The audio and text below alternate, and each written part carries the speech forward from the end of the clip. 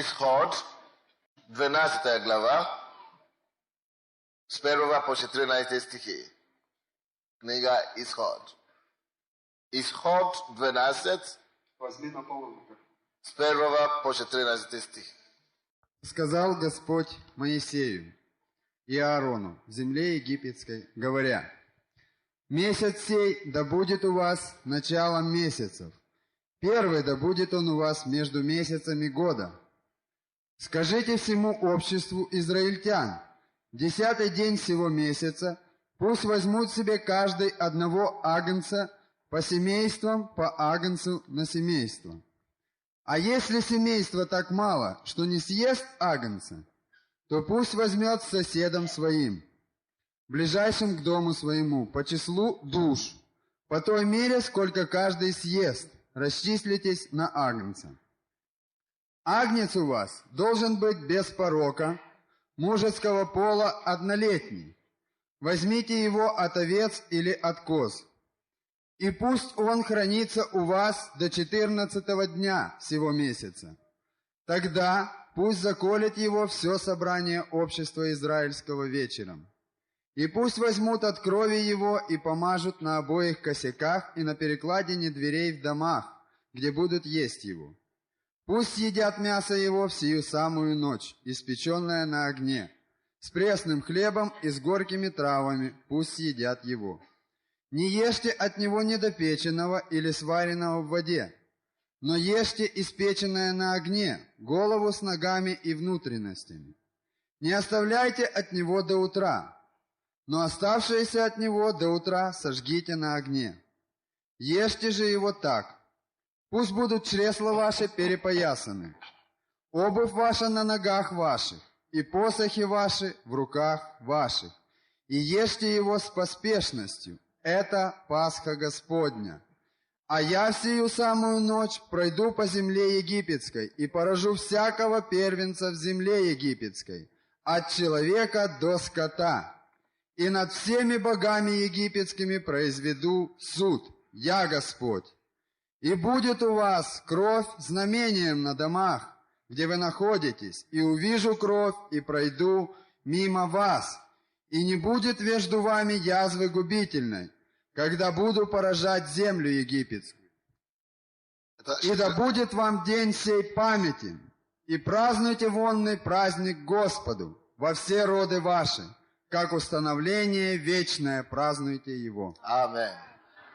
До того, как я начну проповедовать, я хочу сказать тем людям, которые имеют проблемы с плечом, что вы можете получить ваше исцеление, просто когда я молюсь за больных обычно, вы должны научиться внимательно слышать и говорить то, что я делать то, что я говорю. Вам надо было положить руку там, и Бог хочет исцелить вас. А также ухо. Если это также у вас есть ухо, проблема с ухом, или другое место, верьте, что Господь прикасается к вам во время этой проповеди. И во время хлебопреломления Бог еще сделает больше чуда для нас. Потому что Бог, Он хранит свой завет. Аллилуйя. Здесь мы видели Пасху. Пасха, которая была в Ветхом Завете. Пасха, которая была с детьми Израилевыми. Пасха, которую Господь Бог сам установил. Пасха, которая является прообраз той Пасхой, которую мы сегодня отмечаем. Но видите, очень многие торжествуют в этот день, но мы как христиане полного Евангелия, мы как люди, которые читают Библию, мы как люди, которые ходят на служение, не просто как традиции. Мы будущие люди, которые знают Бога и хотят знать Иисуса Христа, как Он есть на самом деле. Мы, которые не поклоняемся ни кумирам или идолам. Мы, которые приходим сюда, чтобы поклоняться только живому Богу. У нас нет иконов. Мы должны знать тогда, что Бог говорит о всех обрядах, которые Он устанавливает в своем доме. Если мы читаем с вами Библию, можно выключить теперь видео свет. Если мы читаем с вами Библию, то мы должны понять то, что Бог повелит нам сделать. Аминь. Пасха имеешь то-то, который имеет непосредственное отношение к каждым верующим. Пасха имеет отношение к тебе лично. Здесь мы видим прообраз той Пасхою, который Бог отметил для израильтян. И Он говорит им, давайте посмотрим, прежде чем мы посмотрим, мы будем читать из Исхода. Не закрывайте Исход, потому что мы будем постоянно обращаться к ним. Я хочу, чтобы вы поняли один факт и установили это для себя. Библия нам говорит евреям, 10 главе, 1 стиха. Евреям, не закрывая Исход. Еврей 10:1. Что же написано там? Закон, имея будущих благ. Обычно мы знаем, что закон, когда речь идет о законе, речь идет о том, что написано в Ветхом Завете. То есть речь идет в основном о содержащем в Ветхом Завете. Библия говорит, что закон имеет будущих благ. И я хочу, чтобы вы также поняли шире, чем этого. Чтобы вы знали, что все то, что происходило с детьми Израилевым, все то, что мы считаем в Ветхом Завете, не просто история. Это не просто рассказ. Это все происходило с ним. Как иносказание. Как символ того, то, что должно произойти с нами. Единственная разница заключается в том, что с ними это происходило физически. С нами это во многом будет духовно. Мы видели, что они воевали очень много. Правда? Когда Бог говорит, что это есть тень будущего, это обозначает, что мы тоже будем постоянно воевать. Теперь, если они воевали физическими оружиями, то мы не воюем теми же самими оружиями. И Библия говорит нам в Новом Завете, что мы также имеем брань. Но наша с вами брань не плоская. Она не против крови и плоти. Она против начальств, властей и мироправителей века тьмы сего. Под духов злобы под небесными. То есть мы тоже сражаемся. Мы тоже воюем, но духовными невидимыми силами. Все то, что было в Ветхом Завете, имеет непосредственное отношение к нам, но в духовном плане. Итак, закон имеет тень будущего. Тень. Когда вы видите тень, вы не можете сказать четко, кто это. Вы можете догадаться, кто это, но вы не можете описать лицо того, что вы видите. Так? И то, что было в Ветхом Завете, поэтому мы считаем, мы останавливаемся не на Ветхом Завете. Потому что если уже это есть тень, и если после тени пришел образ сам себе, личность, тогда лучше заниматься с личностью. Неужели с тенью его? Теряя свое время, много времени, да. Поэтому, когда люди каются, мы всегда советуем людей сначала начинать читать Библию не из Ветхого Завета, а с Нового. Потому что если образ есть, ты не сначала изучишь образ настоящий, ты стараешься разбираться в тени, ты недалеко дойдешь. Ты не пойдешь далеко. Поэтому надо сначала знать хорошо в Новый Завет, прежде чем разбираться в Ветхом Завете. Люди думают, что это наоборот. Но обычно так думают люди, которые не знают Бога или Библии. Аминь. Но Библия здесь говорит нам, закон имеет тень будущих благ, а не сами образ вещей, одними и теми же жертвами, каждый год постоянно приносим и так далее. То, что я хочу, чтобы вы знали, это то, что Пасха, которую мы видели в Исходе, является всего лишь тень будущих благ. То есть нам сегодня с вами не надо брать овцу или агенца или какого-то животного, чтобы убить и принести жертвы Богу. Это, они делали это в этом завете, но это как прообраз, это как тень того, что должно быть. Теперь, что случилось в Новом Завете? И как нам это знать, как наша Пасха сегодня? 2 стих. Я имею в виду 2 стих, Исход 12. Исход 12. Библия говорит здесь, с 1 стиха. «И сказал Господь Моисею и Аарону в земле египетской, говоря, месяц сей да будет у вас началом месяцев. Первым да будет он у вас между месяцами года». Вы догадываетесь, почему это должен быть первый месяц между месяцами года. Это очень просто. Это потому, что это месяц, в этом месяце они должны были отметить Пасху. И Бог говорит, это, я не знаю, я думаю, что это было где-то в районе июня. Но когда Бог это говорил, Он говорит, да этот месяц будет первым для вас. Потому что в этом месяце вы будете праздновать Пасху. Пасха значит переход, освобождение. Вы будете праздновать освобождение. Да, каждый раз, когда мы вспоминаем смерть и воскресение Иисуса, каждый раз, когда мы отмечаем Пасху, это основателем или основание для новых вещей. Когда Пасха символизирует начало нового. И мы пережили эту Пасху уже в нашей жизни. Когда Иисус Христос вошел в нас. Аминь. Библия говорит нам, 2 послание Коринфянам 5:17. Итак, кто во Христе Иисусе, тот новый творение, тот новый тварь, старое прошло, и теперь все новое. Дорогие верующие, дорогие братья и сестры, похорони твое прошлое. Начни все со Христом Иисуса с самого начала.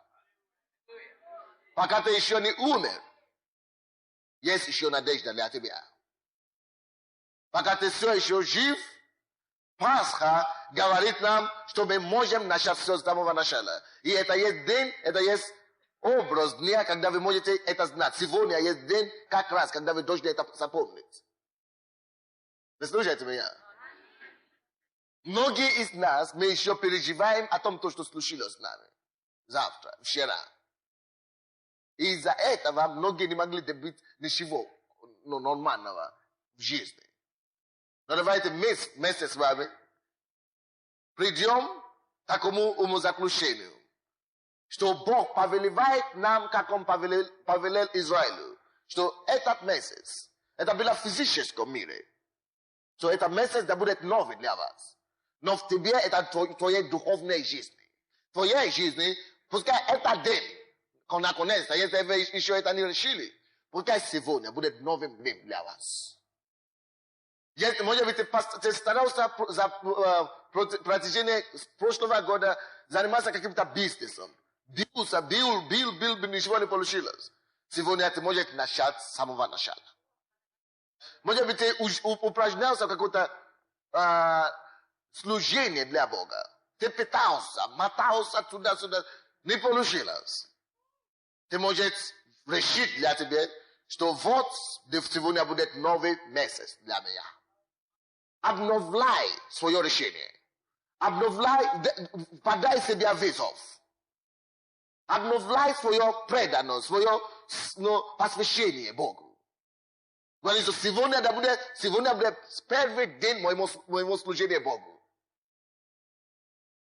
Прими это решение. То сегодня я начинаю служить Богу, вот как будто никогда это не делал. Не церковь, как обычно. Не служение, как обычно. Вот сегодня будет мой новый месяц.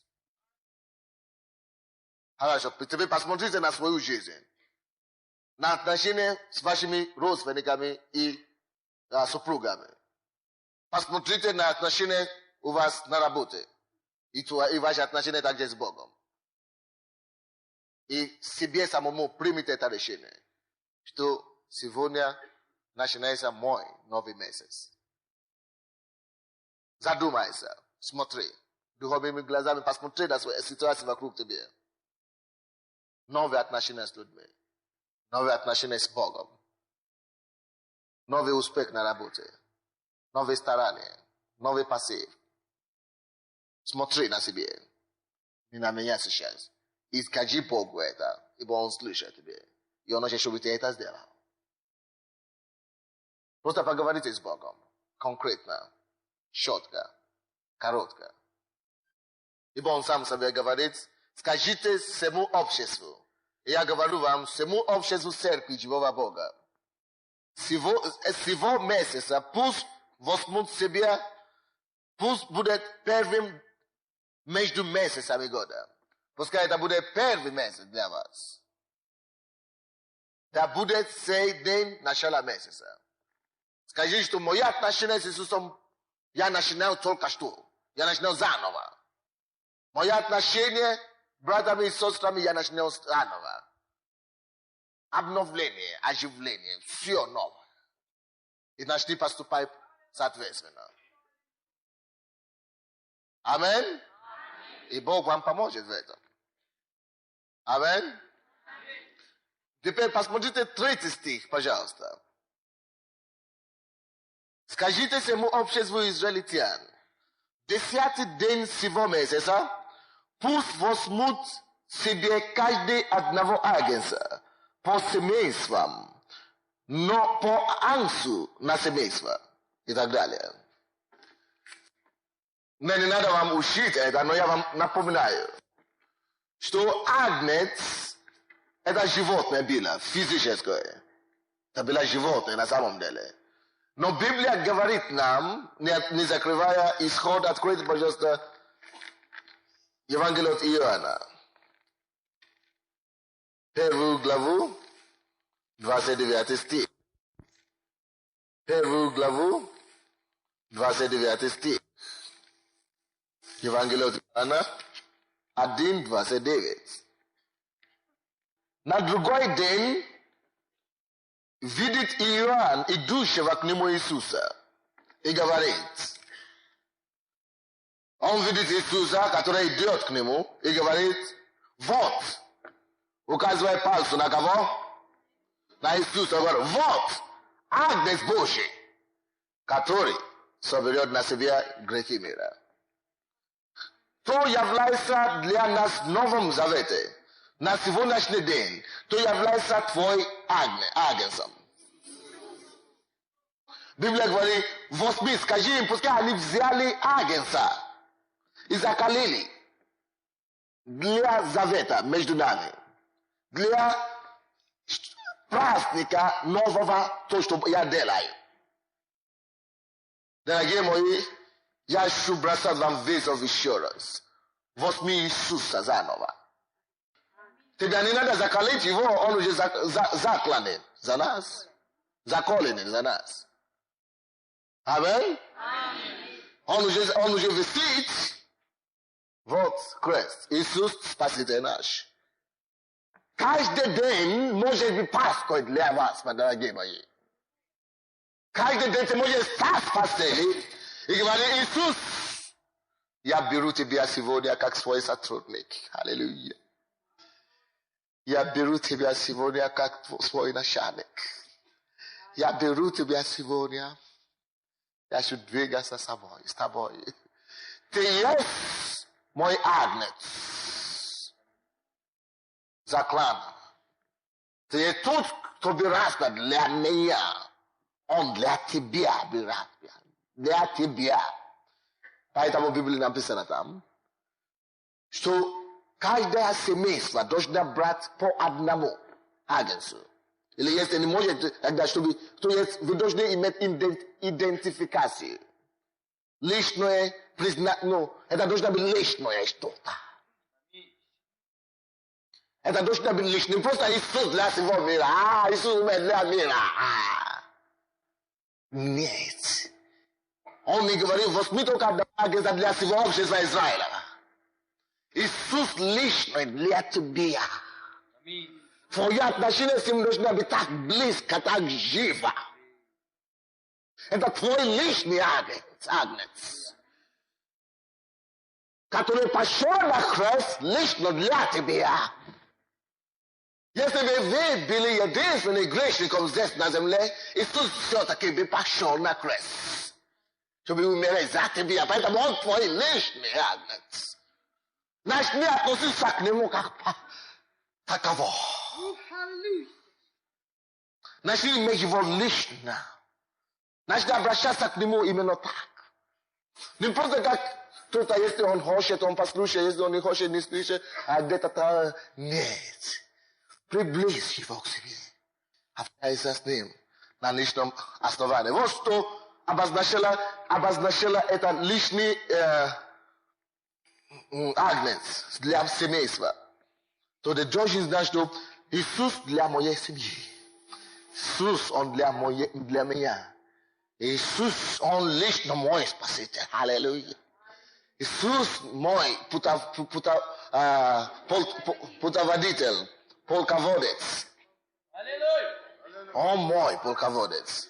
Он мой руководитель. Он мой начальник во всем и во всем. И Библия говорит здесь. Так, 3 стих мы читали. 5 стих. Давайте посмотрим 5 стих. Агнец у вас должен быть без порока. Слушайте? Агнец у вас должен быть без порока, мужеского пола, однолетний. Возьмите его от овец и от коз. О чем это говорится нам? Давайте вообще-то откроем первое послание Петра. Не закрывая, конечно, исход. Первое послание Петра. 1, 18, 19. 1 Петра 1, 18, 15. 18, 19. Зная, что есть Бог, чтобы мы знали. Зная, что нетленным серебром или золотом искуплены вы от суетной жизни, преданного вам от отцов. Дорогие мои, Бог нам напоминает это, чтобы мы это знали. Зная, что не от земной золота, не от тленным серебром или золотом искуплены вы. То во Христе Иисусе из вас. Вы во Христе Иисусе, правда? Библия говорит, что мы куплены от суетной жизни. За вас заплатили. Поэтому мы просто не имеем права вернуться обратно. Потому что никто не может вернуть нам эти деньги, которые были заплачены. Никто не может вернуть Бог. Эти деньги, которые были заплачены за нас. Но это не деньги. Это больше, чем денег. Больше, чем серебро. Больше, чем золото. 19 стих. Но драгоценной кровью Христа, как непорочного и чистого агнца. Библия говорит, что Иисус Христос заплатил свою кровь, чтобы искупить нас. Будучи непорочный и чистый агнец. Вы помните, вы запомнили то, что нам там написано исхода, что там должна быть чистый, однолетний агнец, без порока? Это, да, мужского пола, это прообраз кого? Потому что Иисус чистый. Библия говорит, что почему она должна быть чиста и беспорочна? Потому что нужно использовать кровь этого агнца. Для чего кровь? Что такое кровь? Зачем нам кровь? Очень хороший вопрос. Почему не обадимо, чтобы он был чистый, нетленный? Дело в том, что надо было использовать кровь Иисуса. Теперь слушайте внимательно. Очень многие не понимают, почему кровь. Так? Мы не понимаем, почему именно кровь. Почему надо было, чтобы Иисус пролил свою кровь. И даже некоторые цивилизированные, так называемые, люди говорят, что кровь это знак позора. Это уже, зачем кровь? Неприятно. Неудобно. Кровь. Не страшно. Дело в том, что мы грешники. Когда речь идет о крови, только чистая кровь может очистить человека. Если грязный, ты хочешь использовать грязную кровь, чтобы очистить это, тоже грязный будет. Еще более грязный.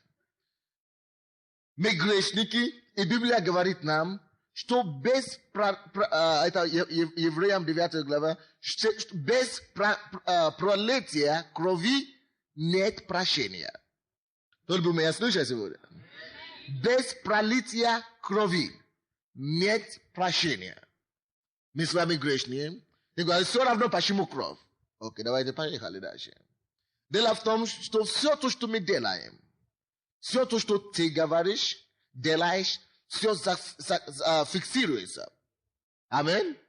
Все фиксируется в духовном мире. То, что люди называют космос. Все фиксируется в космосе. Даже дьявол знает об этом. Вы знаете, эти вещи, явления такие, даже есть в миру, что когда кто-то умирает, да, никто не знает, кто его убил. Никто не знает.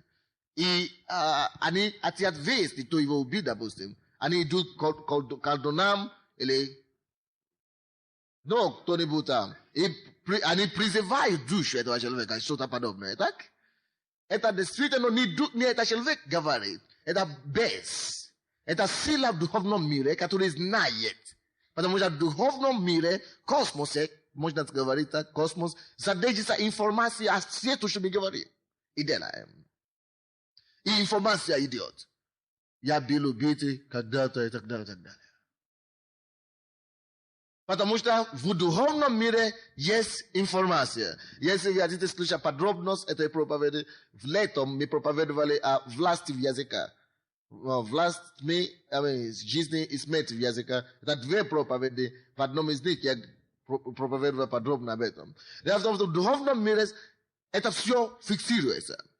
Все твои грехи, я очень не помню, что я делал. Я вообще не грешник, я никого не убил, я никого не ограбил, я вообще-то такой человек.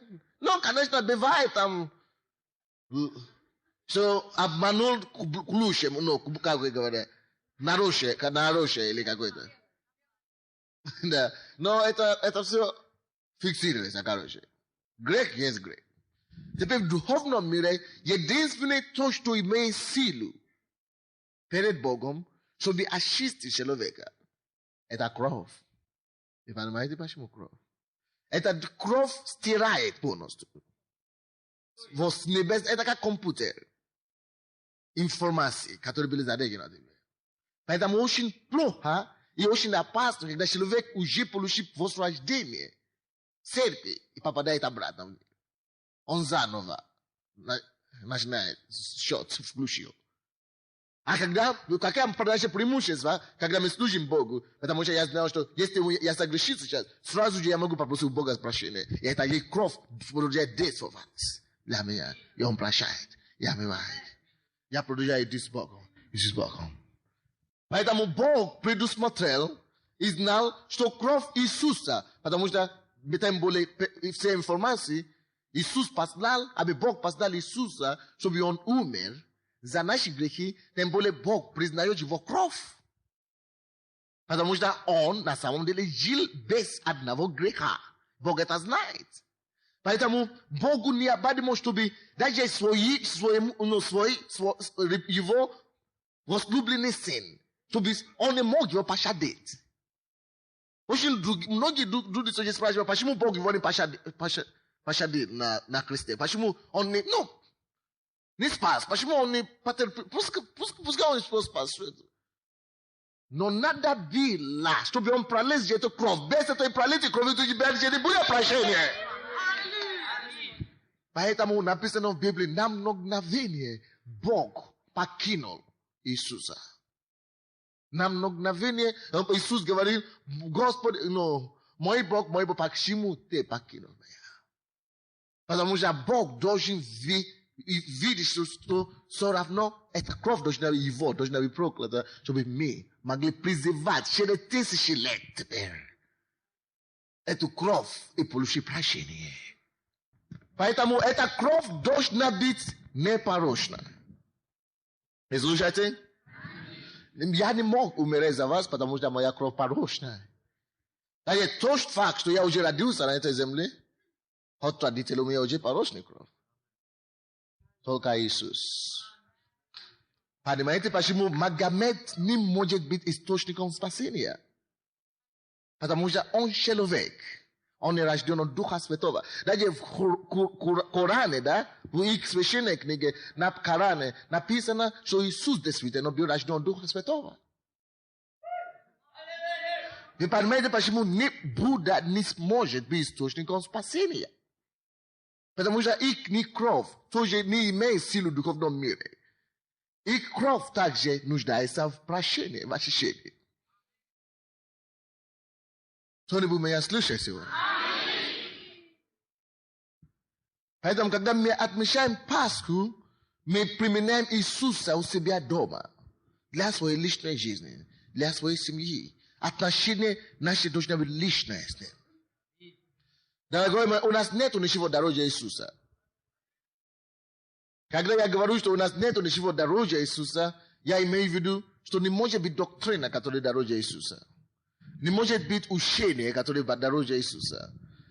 Наша церковь называется Слово веры. Есть такие движения в мире, которые, может быть, исцеления, или которые преувеличивают. Какие-то доктрины из Библии берут и на собрание, и в церкви больше уже проповедуют, допустим, об исцелении, чем об Иисусе. То есть мы уже берем то, что Иисус дает, и мы используем только Иисуса как средство получения все то, что мы хотим. Но, понимаете, в нашем христианском хождении на первом месте стоит Иисус. Не исцеление, не вера. Есть другие направления. Они проповедуют только веру. Как ты можешь получить веру, чтобы ты просветался? Как ты можешь получить веру, чтобы ты начал жить хорошо? Вера, чтобы вера, чтобы это делать. На собрании только об этом ты слушаешь. Мы не можем преувеличивать любую доктрину выше Иисуса. Все есть Иисус. Мы можем иметь веру, но чтобы только познавать Иисуса больше. Это дороже всего. Аминь. Вы заметьте себе это, потому что у нас может быть искушение, особенно в такой церкви, как это, где Бог много делает для нас. Мы можем очень быстро. Значит, нам приходить в церковь только чтобы получить исцеление. Надо приходить в церковь только чтобы слышать о финансах. Но на самом деле только Иисус. Это есть проблема, которая христианство именно такого, такие, как наши имеет. Мы уже не обращаем внимание на личные отношения с нашим Создателем.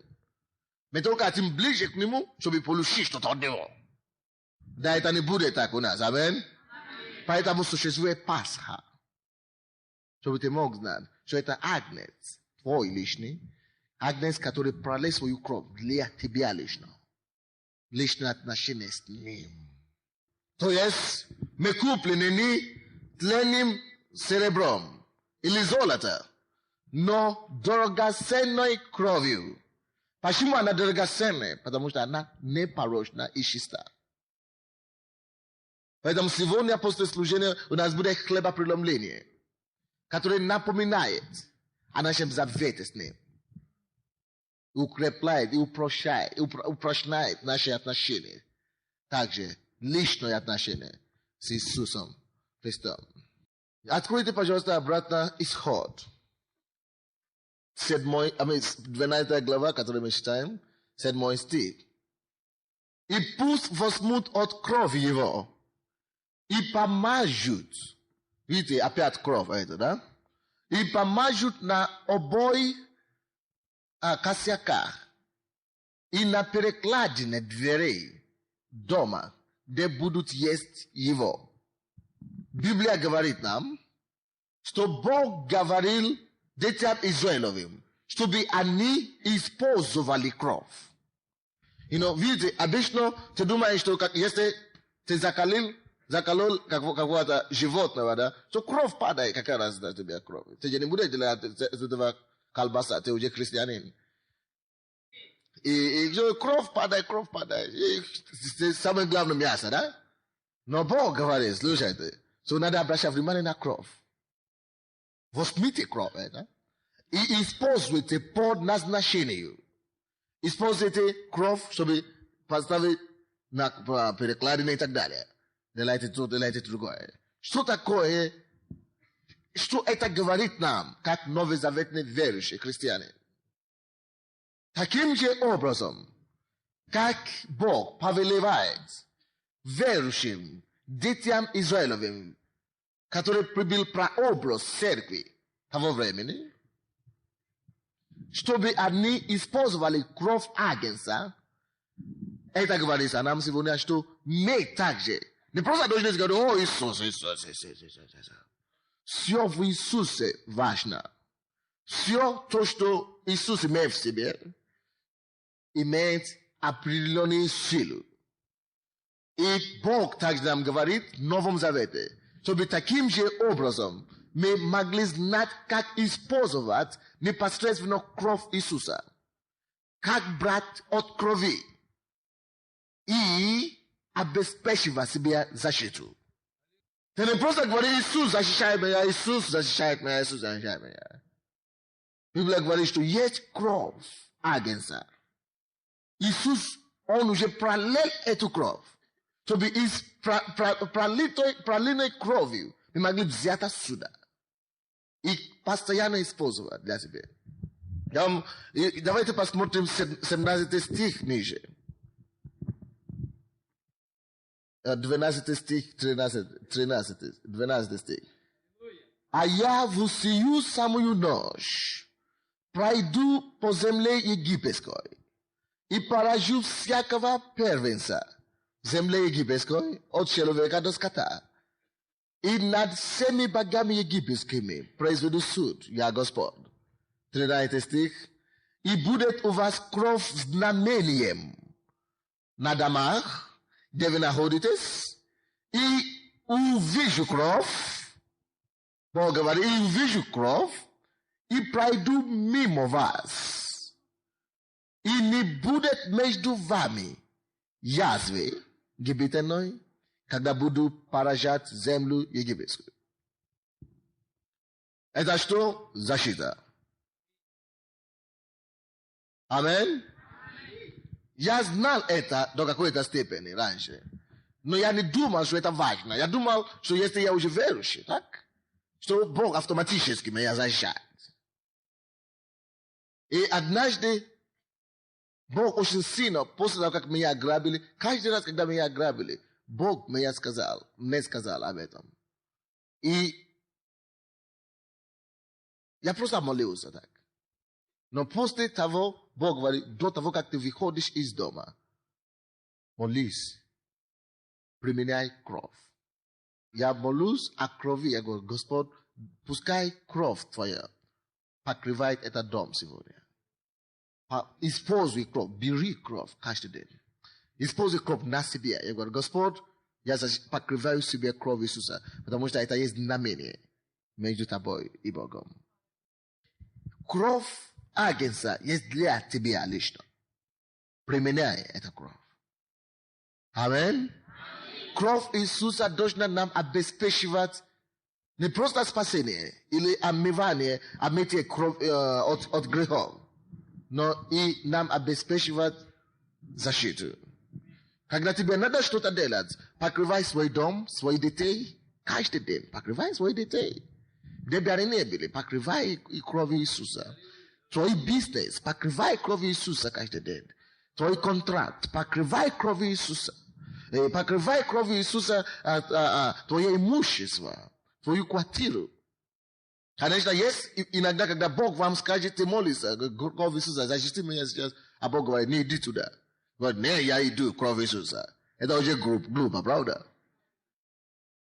Бог уже к тебе говорит, что нет, не иди туда сейчас, здесь не идет о крови сейчас, но не иди. Амин.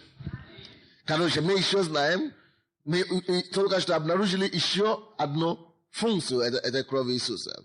Но поймите, что там написано, что должно быть умышление первенцев египтян. И, их живот скота и так далее. Очень многие люди не понимают, что Бог делает в Ветхом Завете. Они сейчас думают, как Бог? Вы говорите, что Он любящий Бог, что Он добрый Бог. Как это Бог может убивать детей? Неужели они виноваты? Очень хороший вопрос. Но вы поймите, что все-таки, как бы вы не сказали, Бог праведный Бог. Я вам расскажу.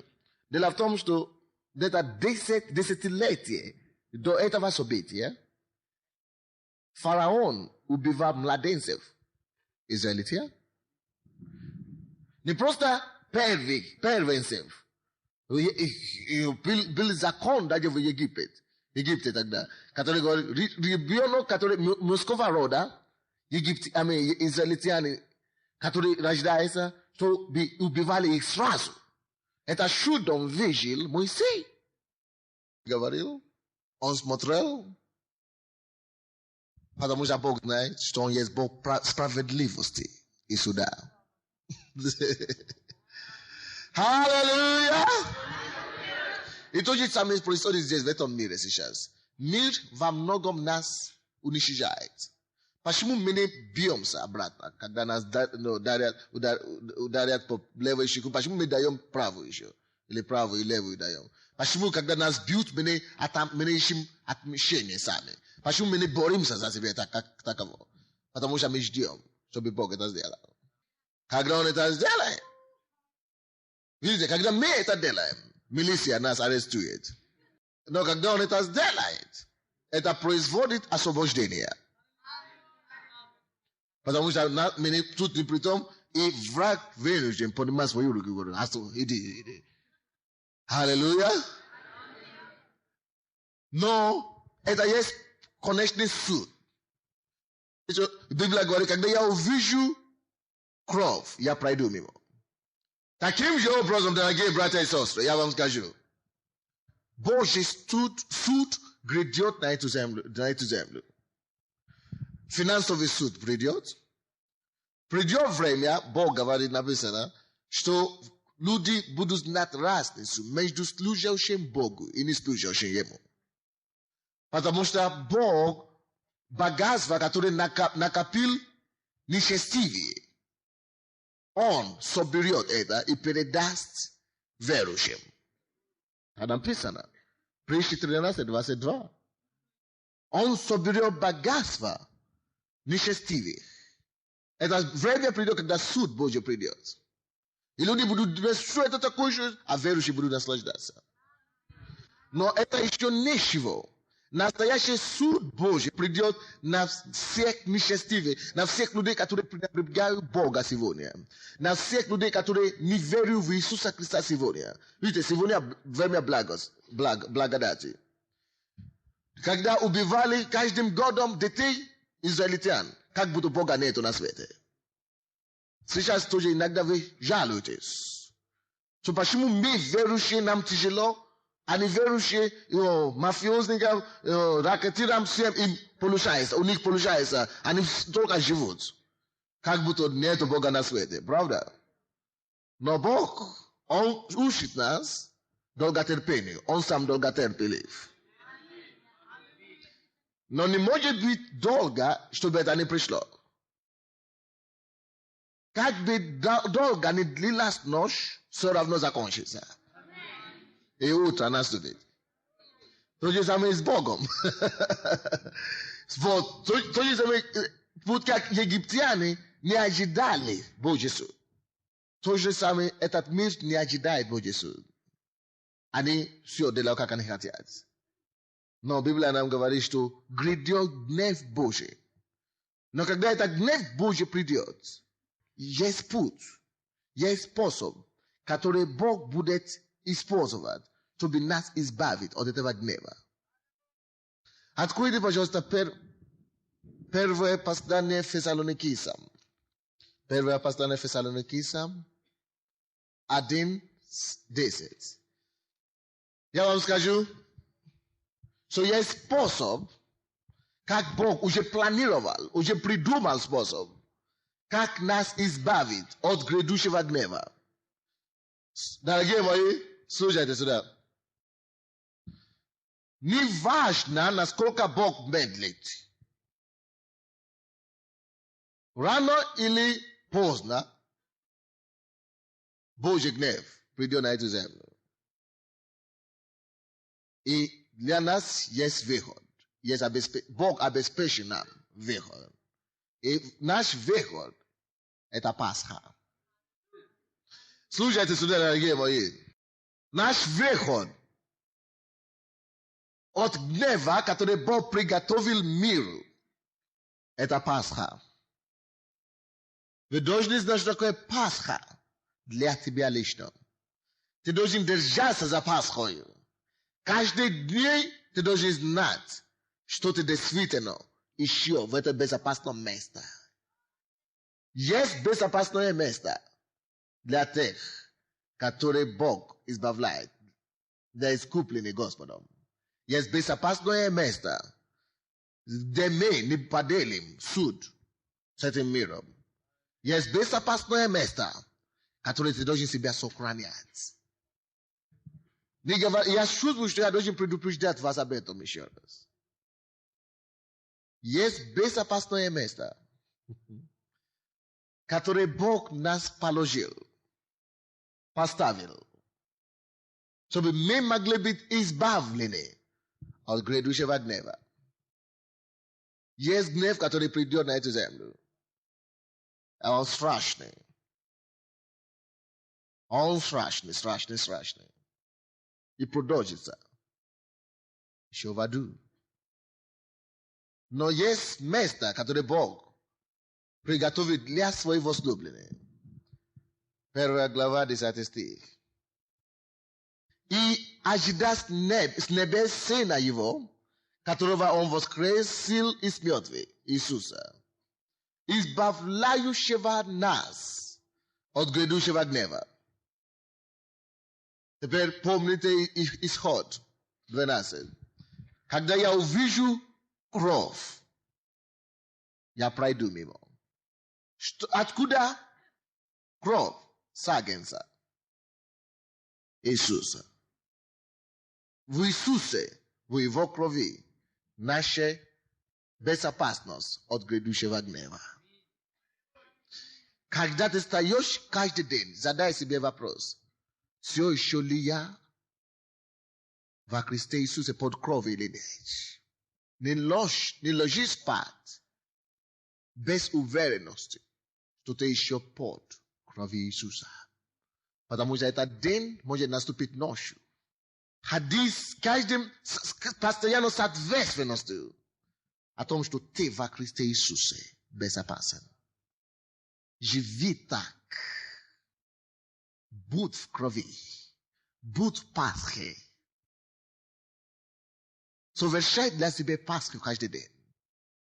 Когда я увижу кровь, я пройду.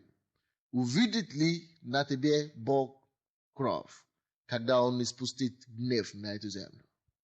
Пройдет ли мимо тебя гнев Божий?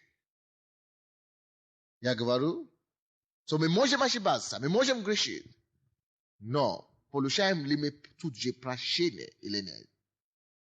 Если ты живешь во Христе Иисусе, ты всегда будешь получить, потому что ты будешь каяться, и Он будет тебя прощать. Но если ты уже отступил, ты даже не забываешь, ты даже не вспоминаешь каяться, ты даже не вспоминаешь, почему? Потому что грех и мир уже твой образ жизни. Ты уже вошел в другое царство. Поэтому мы не уходим в церкви. Поэтому мы не уходим из защиты. Поэтому мы не уходим с того места, где мы можем постоянно слышать слово коррекции. Слово исправления. dla naszej duszy, żeby проявить бодосовать. Видите, кровь, агнец, который эти люди закаляли в Ветхом Завете, да, не просто для их еды, чтобы они покушали. Есть многого, то, что Бог дает нам, мы благодарим Бога за это. Аминь. То, что облегчает для нас жизнь. Есть благословение, это то, что мы кушаем. Но видите, все то, что Бог, для чего Бог организовал Пасху, не просто для нашей еды, сегодняшнего наслаждения.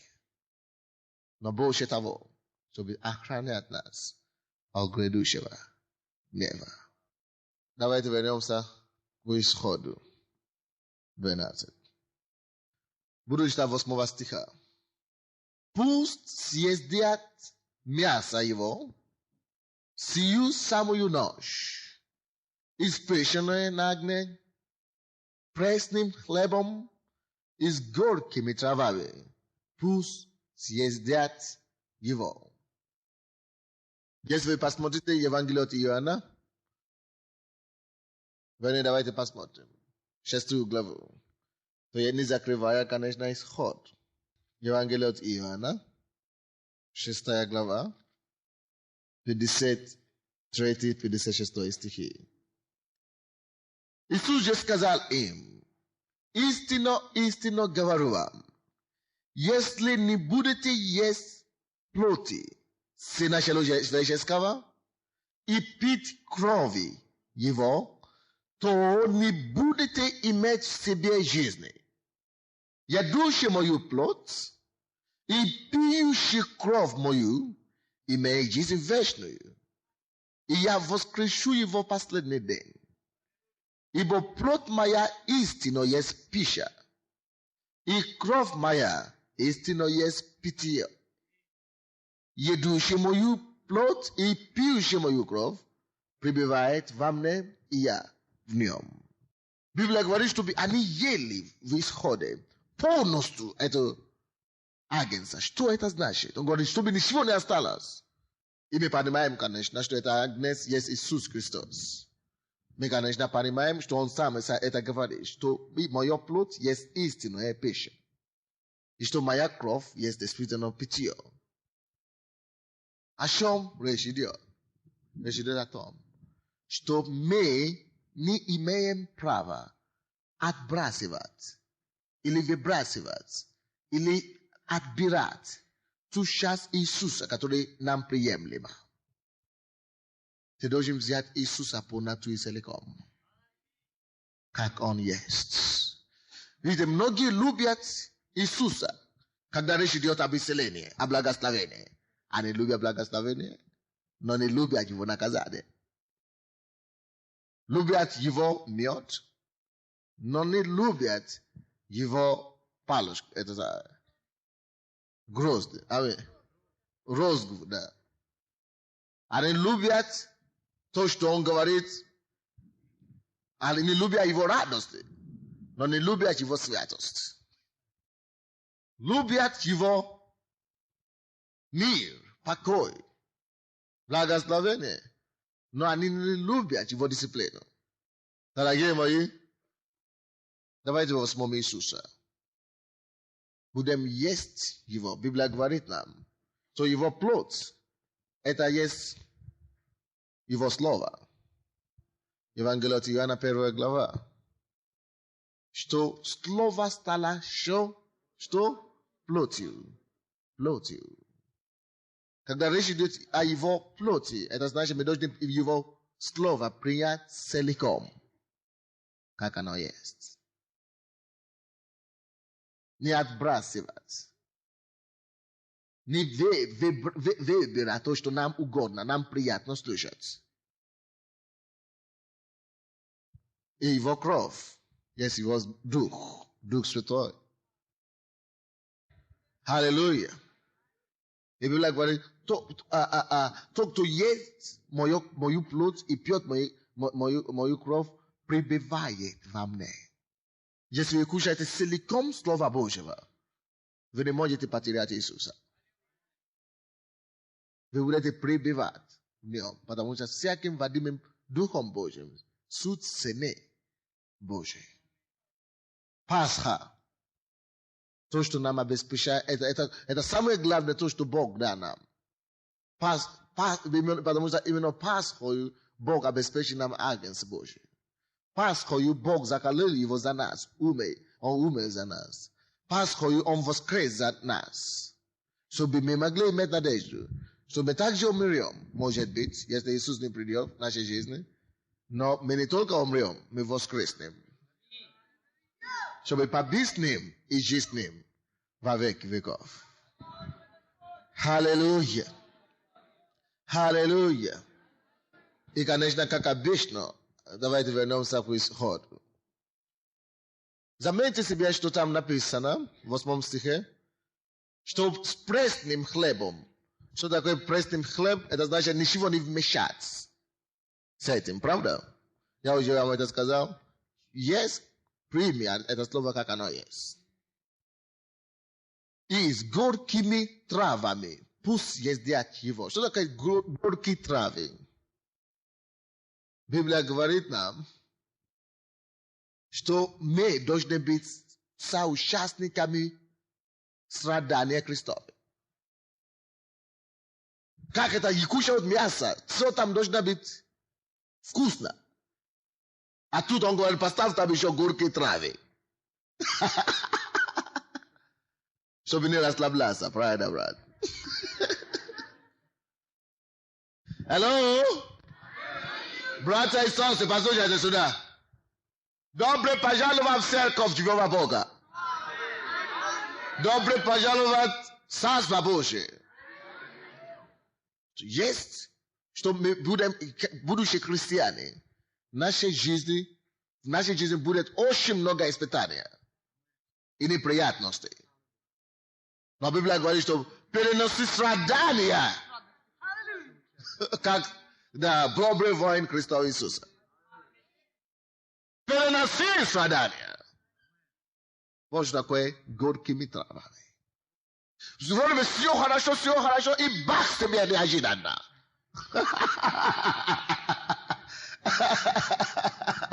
Не плачь, переноси страдания, дорогой. Это то, что нам не дает расслабляться здесь на земле. И я вам скажу, что это необходимо. Бог специально планировал это, чтобы это было так. Представляете себе? Что все только хорошо. О, все только чудесно, хорошо. Мы забудем, что это не наш дом. Мы подумаем, что мы уже приехали на небо. И мы можем расслабляться. И сидеть здесь плотно. Это не в плане Божьем сидеть нам здесь плотно. Бог не хочет, чтобы мы здесь набрали жиры и килограммы лишние. Именно духовно я имею в виду. Поэтому поставили там травы эти горькие. Но заметьте себе, что также написано в Римлянам 8:18. Чтобы мы не огорчали из-за легких времени страдания. Кто-нибудь меня слышит? Ибо эти легкие временные страдания, они все временные. Поэтому они называются легкие временные. Библия говорит, что они несравненны. Алло? Они несравненны с теми, с той славой, которая явится в нас. Так что не обращай слишком много внимания на страдания, и испытания, и искушения. Просто перешагай через них и иди дальше.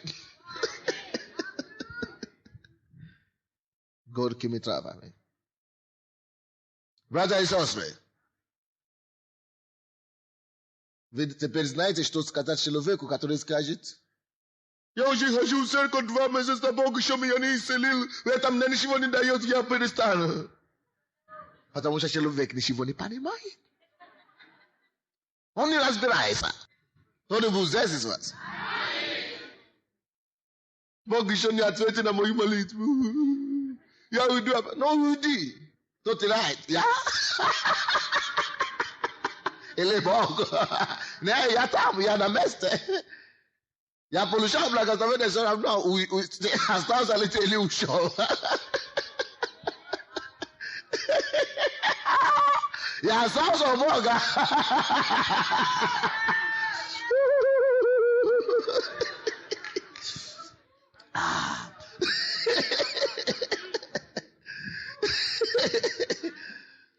То, что есть травы горькие в это самое мясо, не значит, что нету мяса больше.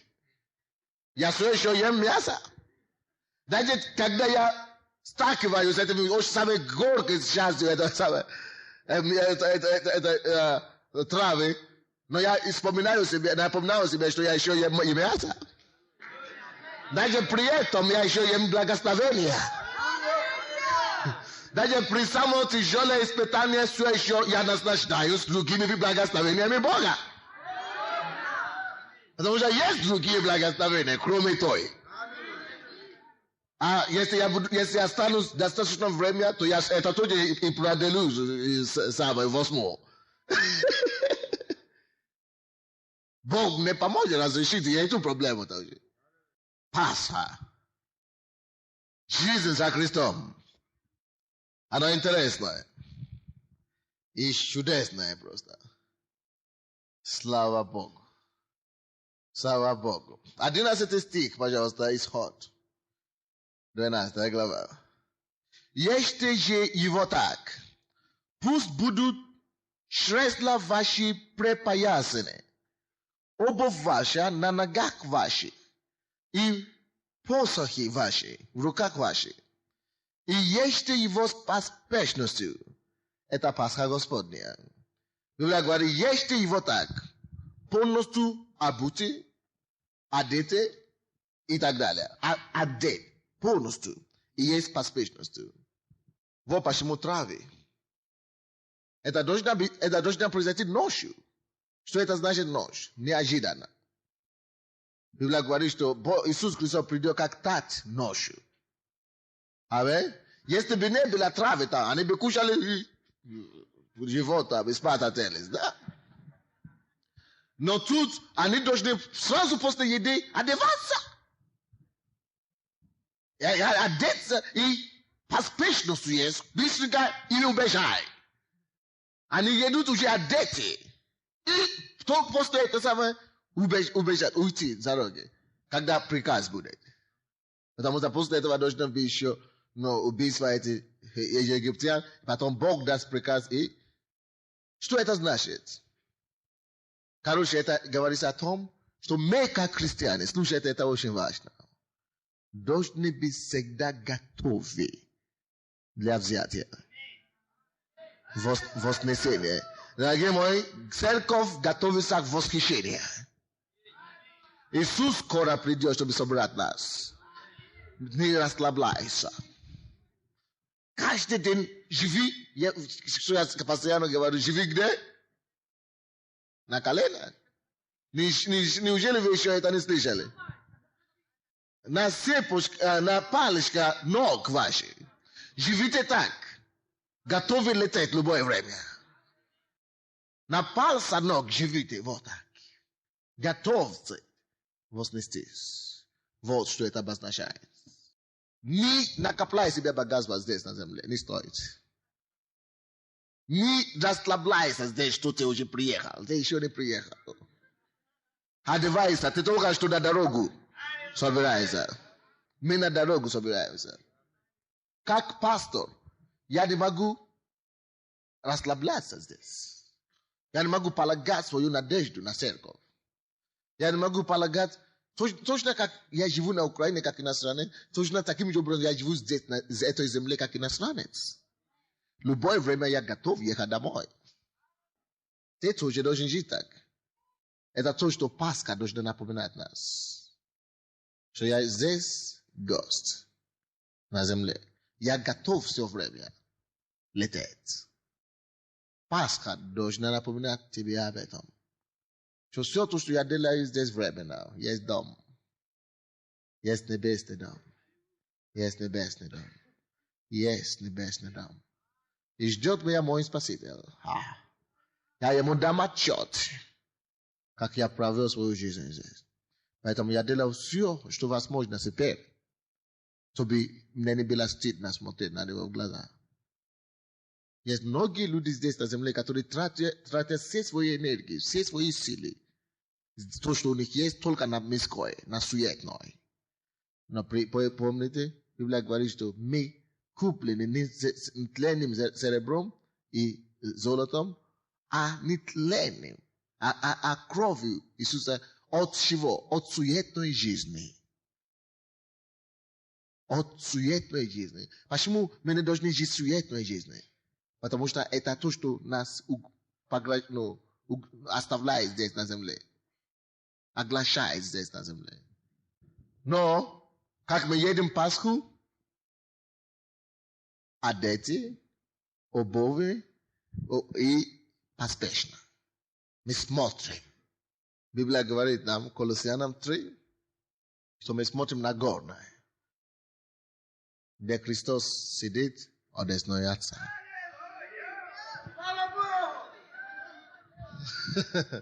Постоянно наша жизнь должна быть построена именно таким образом. Вы слушаете меня? Наша жизнь должна быть построена именно таким образом. От Иоанна 14. Евангелие от Иоанна 14. Первые 3 стихи. Да не смущается сердце ваше. Веруйте в Бога и в меня веруйте. В доме отца моего обителей много. А если бы не так, я сказал бы вам, я иду приготовить место вам. И когда пойду и приготовлю вам место, приду опять и возьму вас к себе, чтобы вы были там, где я. Пасха. Агнец, кровь,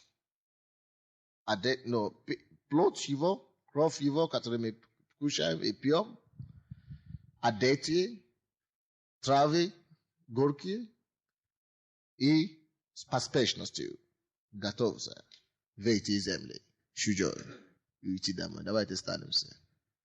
Что такое Пасха для тебя? Поговори с Богом и благодари Его за Иисуса, который Он послал нам. Благодари Его за то, что ты можешь начать все снова, заново.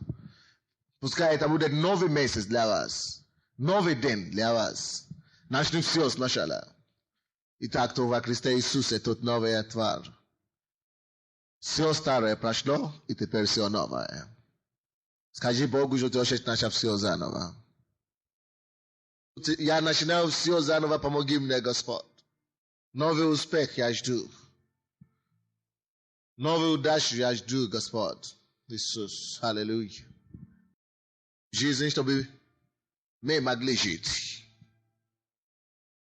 Собрал нашу смерть и дал нам свою жизнь. Скажи Иисусу, что ты хочешь жить для Него и только для Него. Прославляя Его на работе, прославляя Его дома, прославляя Его со всем то, что мы будем делать и делаем. Едущий мою плоть, пьющий мою кровь, прибывает во мне. Насколько ты насыщаешься Словом Божьим и Духом Его, только тогда ты можешь пребываться в Нем. Поговори с Ним, Господь, я хочу насыщаться в Тобой.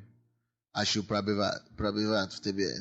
Только пребывающий в Нем имею жизнь вечную. Я не хочу потерять ни один день. Я не хочу жить ни одного дня без Тебя. Не хочу жить ни одного дня, ни одну секунду без Тебя, Господь.